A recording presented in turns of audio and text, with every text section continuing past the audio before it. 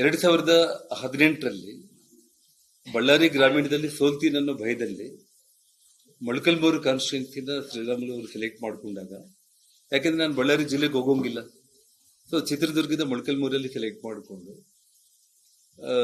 ನನ್ನ ಸಹಾಯ ತಗೋಬಹುದು ಅನ್ನೋ ಒಂದು ಕಾರಣಕ್ಕೆ ತಗೊಂಡ್ರು.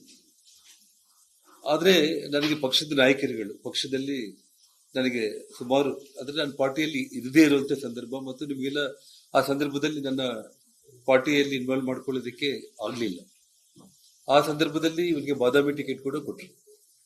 ಕೊಟ್ಟಾದ ನಂತರ ಮೊಳಕಲ್ಮೂರಲ್ಲಿ ತಾನು ತನ್ನ ಹೆಂಡತಿ ಜೊತೆಯಲ್ಲಿ, ಕುಟುಂಬದ ಜೊತೆಯಲ್ಲಿ ಮೊಳಕಲ್ಮೂರು ನಾಯಕನಹಟ್ಟಿ ತಿಪ್ಪೇಸ್ವಾಮಿ ದರ್ಶನಕ್ಕಂತ ಹೋದಾಗ ಅಲ್ಲಿ ತಿಪ್ಪೇಸ್ವಾಮಿ ಅನ್ನುವಂತ ಒಬ್ಬ ವ್ಯಕ್ತಿ ಆಲ್ರೆಡಿ ಸಿಟ್ಟಿಂಗ್ MLA ಆಗಿದ್ದಂಥವ್ರು ತನಗೆ ಬಿಜೆಪಿ ಟಿಕೆಟ್ ಮಿಸ್ ಮಾಡಿ ಶ್ರೀರಾಮುಲು ಇಲ್ಲಿಗೆ ಬಂದು ಕಂಟೆಸ್ಟ್ ಮಾಡ್ತಾ ಇದ್ದಾರೆ ಅಂತ ಹೇಳಿ ಚಪ್ಪಲಿಗಳು, ಕಲ್ಲು, ಹೊರಿಕೆ ಎಷ್ಟೆಲ್ಲ ಇದಾವೆ ಅಷ್ಟೆಲ್ಲ ತಗೊಂಡು ಅವ್ರ ಮೇಲೆ ದಾಳಿ ಮಾಡಿದಾಗ 300 ಮಂದಿ ಪೊಲೀಸರು ಇದ್ರು ಕೂಡ ರಕ್ಷಣೆ ಮಾಡ್ಲಿಕ್ಕೆ ಆಗ್ಲಿಲ್ಲ. ಇವ್ರ ಕಾರೆಲ್ಲ ಪುಡಿ ಪುಡಿ ಮಾಡಿ ಇಡೀ ಎಲ್ಲಾ ಟಿವಿ ಚಾನೆಲ್ಗಳಲ್ಲಿ ಅವತ್ತು ಆ ಸುದ್ದಿ ಬಿಟ್ರೆ ಬೇರೆ ಸುದ್ದಿನೇ ಇದ್ದಿಲ್ಲ. ಅದು ನೋಡಿದ ತಕ್ಷಣ ನನಗೆ ತಡ್ಕೊಳಕ್ ಆಗ್ಲಿಲ್ಲ.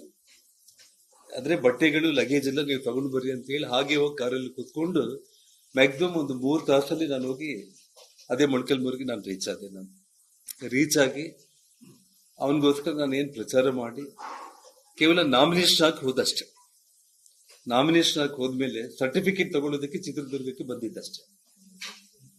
45,000 ಮತಗಳ ಅಂತರದಲ್ಲಿ ನಾನು ಗೆಲ್ಲಿಸಿದ್ದು ಮಾಡಿರುವಂತ ಇನ್ನೊಂದು ದ್ರೋಹ ಶ್ರೀರಾಮುಲುಗೆ ನಾನು.